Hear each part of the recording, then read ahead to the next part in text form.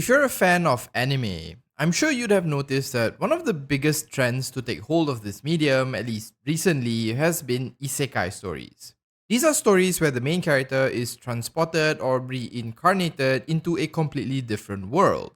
The main character is also often given special abilities, skills, or even magic, which tend to be modeled after games. Typically, those isekai often remain as humans, but nowadays there are plenty of unique isekai concepts. Some characters are reborn as animals, while others become monsters like slimes or orcs. You even have stories where people become objects like swords, vending machines, and, well, this. So it got me thinking, if I were isekai into the world of Star Rail, could I actually survive? And no, I'm not talking about if I became the main character, but instead if I was just an average person. Would Star Rail's many dangers be a death sentence, or would life be pretty much the same as it is now? That's what I want to discuss in this video. Before we get into that though, if you're interested in random lore content based on games, do check out the channel and consider subscribing. Throughout our journey in Star Rail, we have only really seen the world from the perspective of the main characters. In total, we have visited around 5 distinct locations, each with their own cultures, traditions, and level of technology. While this might make Star Rail seem like a rather small place, the universe in which the story takes place in is actually far larger. In one of the IPC broadcasts, it's reported that an experiment on Stellaron corrosion has been conducted across a total of 113 galaxies. Given this is merely an experiment and the Stellarons are not currently a widespread threat, it suggests that these galaxies are just a small sampling of all galaxies in the universe. Because of the sheer numbers here, it's not really surprising that each region of space might behave completely differently from one another. What makes this a bit more complex is that each eon and the factions that follow them can influence this as well. A region of space under the control of Qlipoth, for example, may likely be far safer than one plagued by the Swarm. So depending on where you end up after that isekai truck hits you, you might have a really tough time surviving, or it'll be a breeze. Let's start off with areas that might give you the best overall chance to not only survive, but perhaps even thrive, starting with preservation. The reason preservation might give you a pretty good shot at surviving Star Rail is simply due to the relative safety their region provides. The Eon of Preservation is considered to be one of the more benevolent space gods. Their only concern in life is to build massive cosmic structures to protect every planet and galaxy under their watchful eye. Because of their obsession with space carpentry, any location that is graced with the presence of Qlipoth often becomes well protected. The structures they build protects entire regions of space from cosmic disasters like asteroid strikes, supernovas, and the occasional destructive god. This penchant for protecting things is also present in the factions that follow preservation. The architects, for example, have a habit of building bunkers, walls, and other defenses on the planets they occupy as an attempt to replicate the actions of their god. Belobog's ability to withstand the Antimatter Legion and harsh winters can be partly attributed to the efforts of the architects who were on the planet. Even the IPC, who are more focused on trade and commerce, often leave regions or planets better off than they were before, at least for the most part. In order to facilitate trade relations, they share technology, created a common currency, and most importantly, ensured regions are safe as trade cannot prosper in regions that are unstable or dangerous. Most IPC-controlled planets often have strong economies or industries and become centers of commerce within their regions of space. They might focus on making money, but the knock-on effect of their activities often lead to positive results, one that resonates with the ideals of preservation. As an average person, resurrecting in a preservation-controlled space is probably the safest outcome you can hope for. On a galactic scale, you would have the protection of one of the more nicer eons. On the planetary level, there are plenty of defenses, and you could even have a rather cushy life working in the many possible industries developed by the IPC.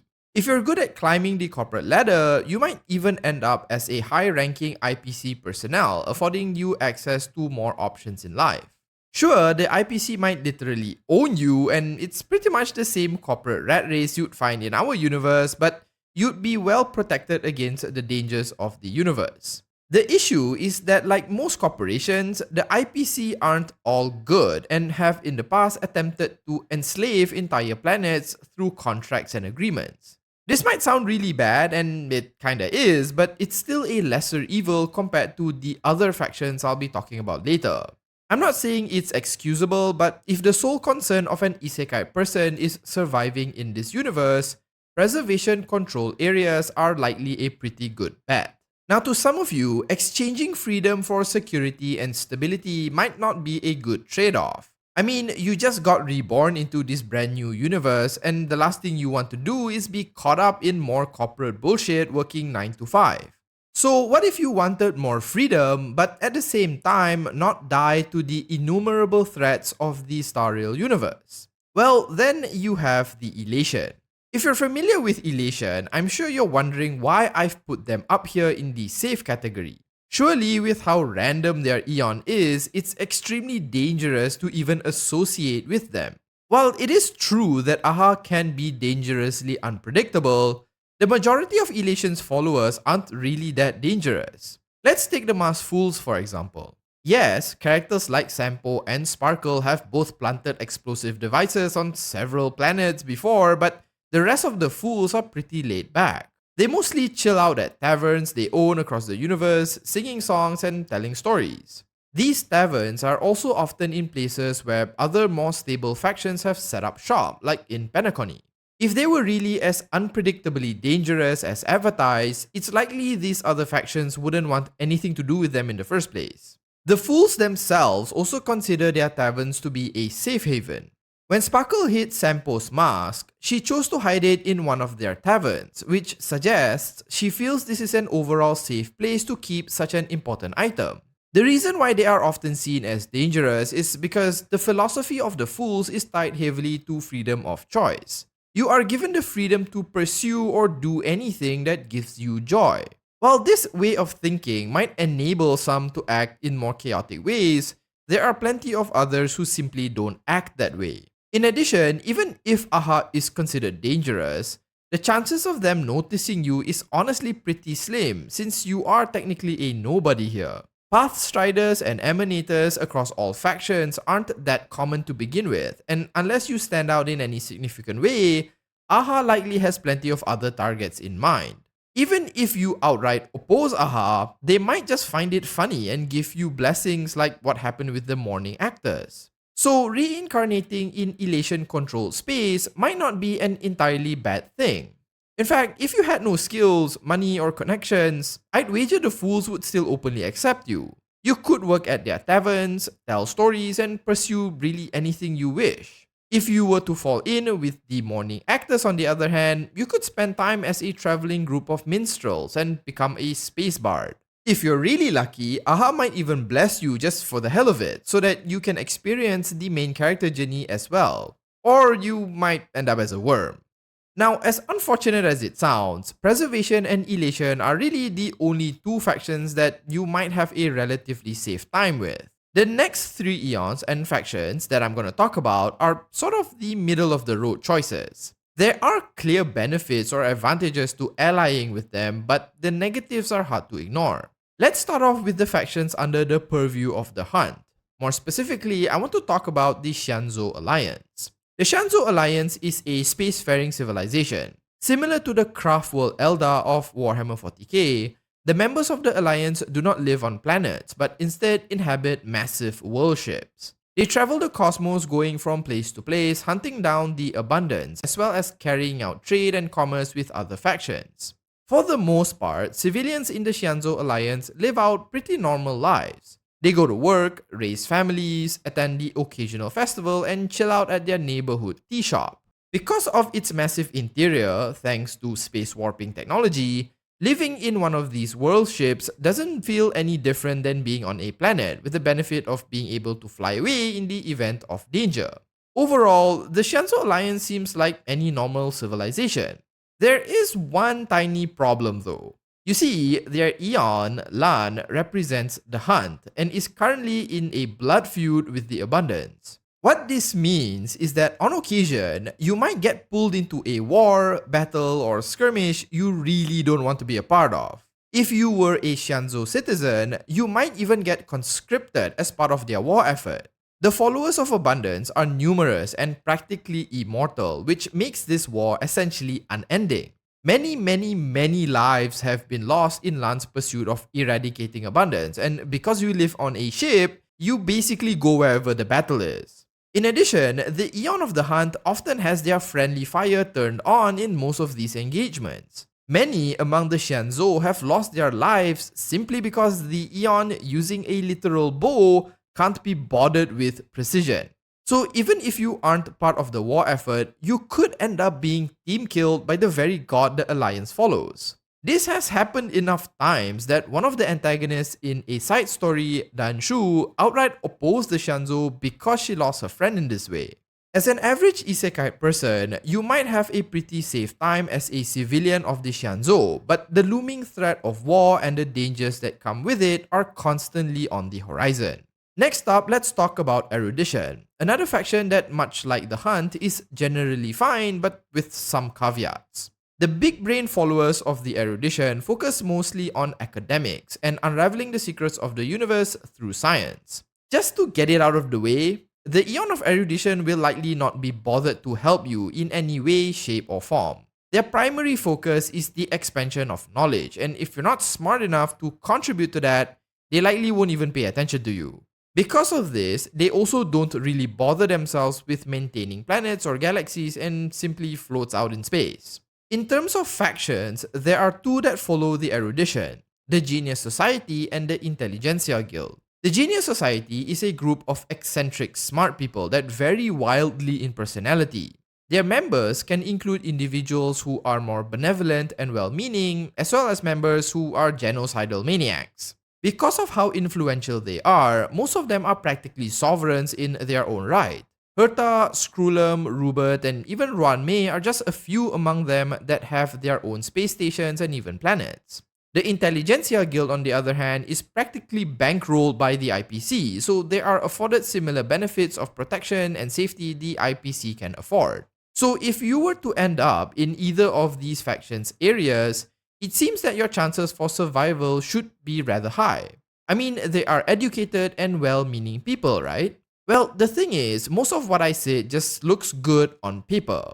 The geniuses are often fickle-minded and their attention jumps from subject to subject almost instantaneously.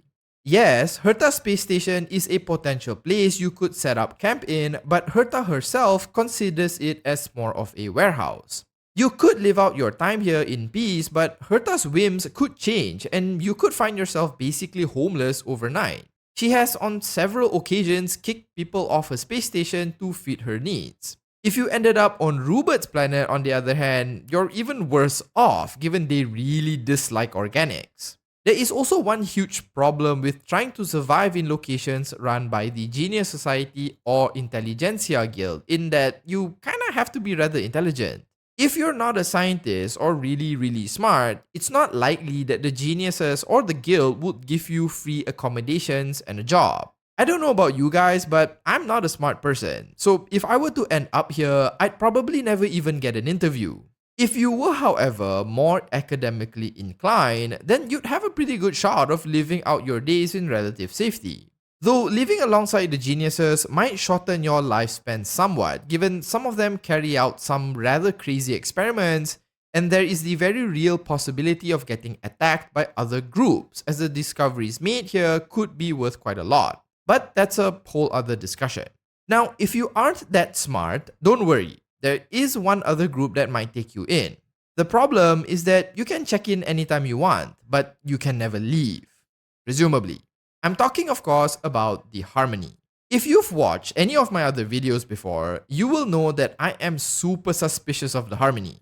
I happen to think that they are nothing more than a cult masquerading as the nicest people in the universe. But putting aside my biases, truth be told, this hasn't really been proven and it's only rumors and hints. So if you were reincarnated or transported into Star Rail as a normal person and ended up on a Harmony controlled world, what are your chances of survival? If the family is not a bunch of crazy cultists, then I think you'd have a pretty good time here.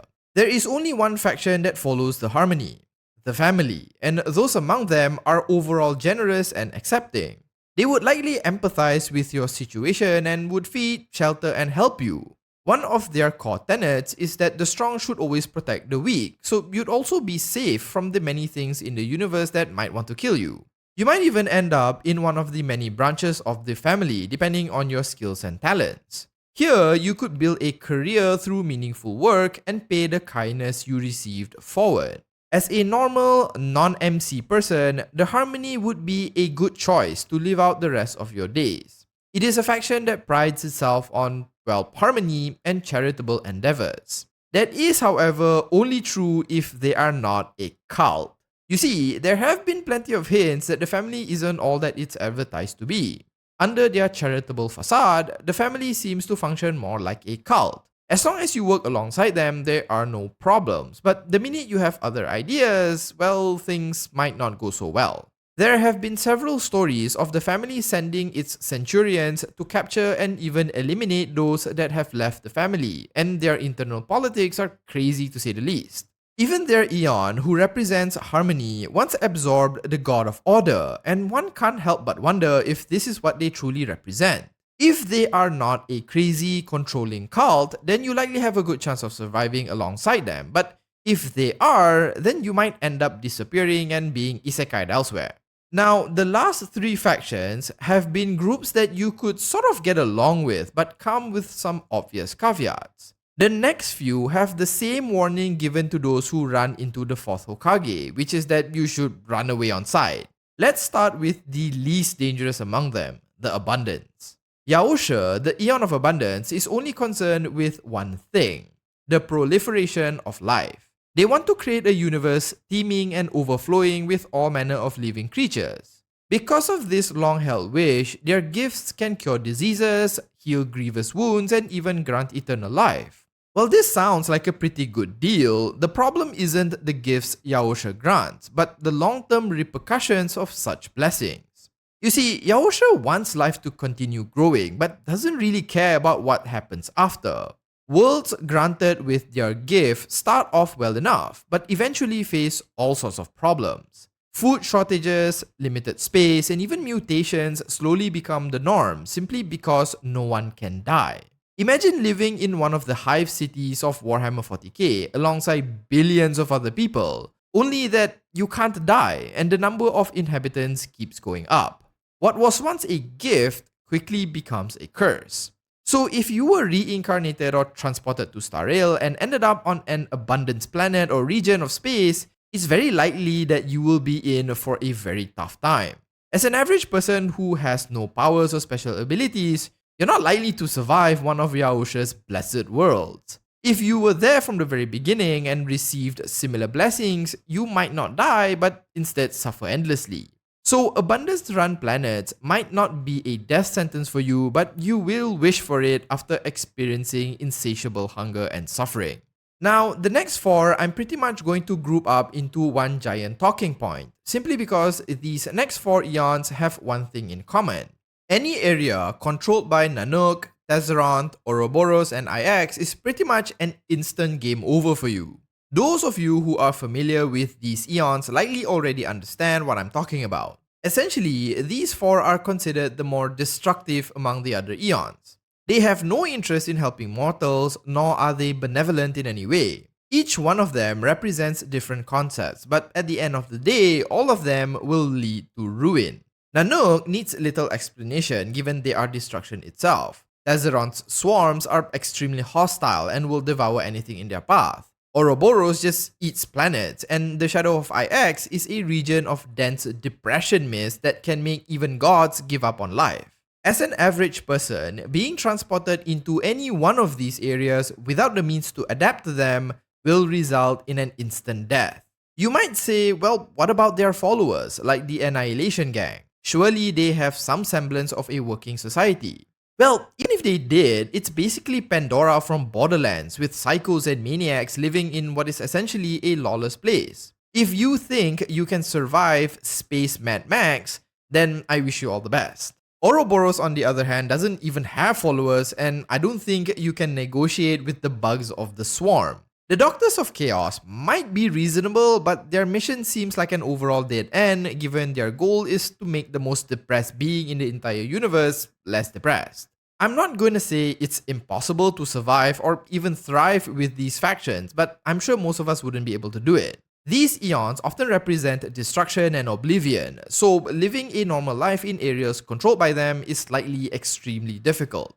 Okay, I know that this has been a pretty long discussion, and by this point, my voice is likely starting to grate on some of you, but there is one last thing to take into consideration. While the Eon's temperaments and the behavior of their followers are a good indication of how things might play out for you, there are other threats unrelated to them. Naturally occurring events within the universe such as meteor strikes, black holes, and Memoria leaks all have the potential to end your isekai journey early. There is also the epidemic of the Stellarons spreading throughout the universe, which can cause a whole slew of other problems. Individuals who find them may use their wish-granting abilities to destructive effect. Even if they don't, Stellarons are often a prelude to the Fragmentum, an alternate dimension that spawns literal monsters. We don't truly understand the inner workings of these objects just yet, but whenever they appear, they often cause untold destruction. In addition to this, interstellar wars and battles break out all the time, such as between the Hunt and the Abundance. In fact, only a few Ember eras ago, Emperor Rupert basically attempted to rid the universe of organic life, and as we speak, the Lord Ravagers are trying to do the same. So unless you're staying on the very fringes of the universe, plenty of other things can kill you as well. Despite all the doom and gloom, as a background NPC, your chances of survival largely boils down to where exactly you respawn in Star Rail. Since you have no plot armor and are basically just a regular old human, pretty much everything can kill you. However, there are quite a few things working in your favor. The scale of Honkai Star Rail's universe is so incredibly vast that you might go your entire life without even knowing that the wider universe exists. Most that live in the universe have barely even seen an emanator, let alone the eons. If you are lucky and end up in a relatively calm part of the universe, then you're pretty much golden. Technology is also pretty advanced here, which means that in the more populated sections of the universe, you will likely have easier access to them. Medication that can cure almost all diseases, robot butlers that can assist you with daily chores, and a dream-based entertainment system can all contribute to a generally good quality of life. In times of danger, it might even be really easy to hop on a spaceship and just fly off to a safer part of the cosmos. Given you are a regular human, you might actually be really far removed from the bigger threats or problems of the universe. Plus, as I mentioned earlier, there are eons and factions that are considered to be on the side of good, and the main characters still exist, so maybe they will save you. In addition, given you come from our universe, you would already know all these things and would know which factions to hit for and which to avoid. In general, I would say that the average person has a pretty good chance at having a nice and cozy life in Star Rail's universe. But again, it largely depends where in the universe you are dropped into.